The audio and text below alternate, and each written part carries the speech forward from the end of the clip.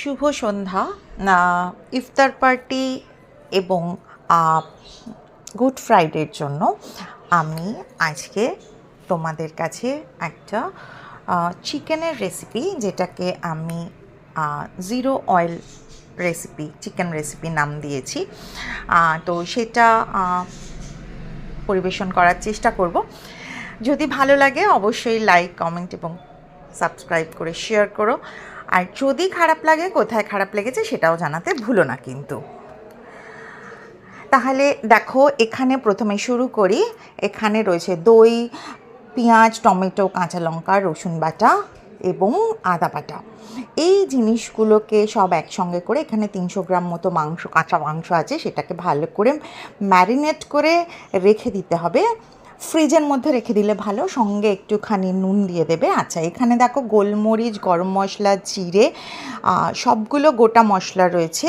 এই গোটা মশলাটাই ইউজ করব। সেটা হচ্ছে, দেখো, শুকনো খোলা একদম। এখানে শুকনো খোলাও নিতে পারো, বা একটু ভালো গন্ধের জন্য অল্প, মানে টিস্পুনের হাফ স্পুন মতো একটু গাওয়া ঘি নিয়ে নেবে, যেটা গুড ফ্যাট নিয়ে, বা সেটাকে ভালো করে গরম করে এর মধ্যে এই শুকনো মশলাগুলো দিয়ে দিলাম। এইবার এটার সঙ্গে ইচ্ছে করলে তোমরা একটু তেজপাতাও দিতে পারো এবং গোটা শুকনো লঙ্কাও দিতে পারো। এইবারে এটা ভালো করে নাড়াচাড়া করবে। নাড়াচাড়া করে একটু কালচে কালচে যখন হয়ে যাবে, তখন তোমাদের যেটা করতে হবে, দেখো, গুঁড়ো, মানে জিরের গুঁড়ো, ধনের গুঁড়ো, কাশ্মীরি মির্চ, এটা তোমরা জল দিয়ে ভিজিয়ে রেখো আগে থেকে, এবং সেইটাকে এর মধ্যে দিয়ে দেবো।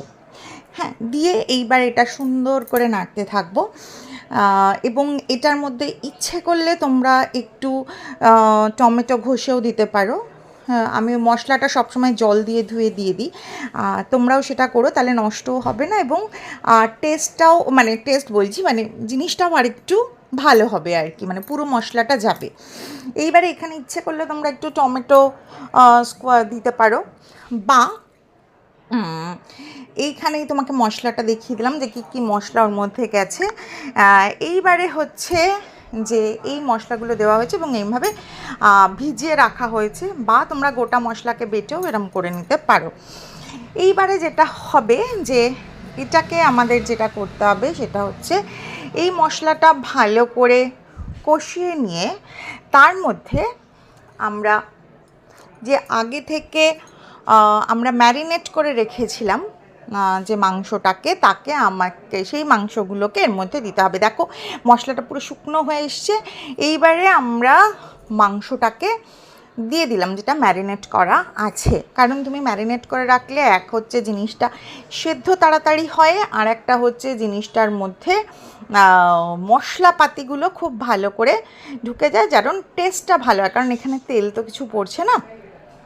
তো সেই কারণে এইবারে তুমি এটাকে ভালো করে পুরোটা মশলা মাখাবে, সুন্দর করে, যেন মাংসটার মধ্যে মশলাগুলো খুব ভালো করে মাখা হয়ে যায়, সেটা করবে।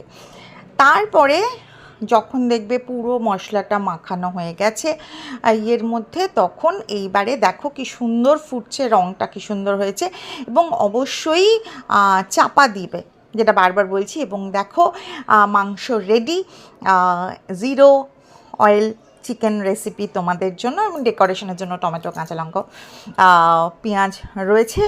গরম গরম ভাতের সঙ্গে, রুটির সঙ্গে, পরোটার সঙ্গে, লুচির সঙ্গে খেতেই পারো, শুধু মুখেও টেস্ট করতে পারো। কেমন লাগলো অবশ্যই জানবে। সবাই ভালো থাকো, সুস্থ থাকো, শরীর থেকে এবং মন থেকে। Thank you.